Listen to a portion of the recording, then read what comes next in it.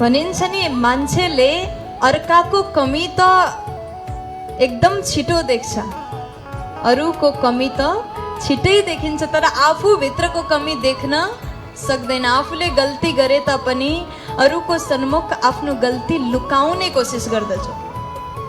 अरूको अगाडि हामी एकदम सही, गलत को हो सामने वाला, अरू नै गलत, हामी एकदम परफेक्ट, हामी एकदम सही।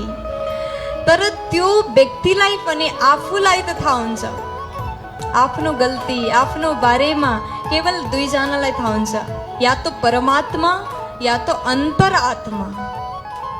हजुरले दुनियाँलाई झुट बोल्नुहोस् तर यो दुईजनालाई झुट बोल्न सकिँदैन। प्यार से बोलो, यो दुईजनालाई झुट बोल्न सकिँदैन।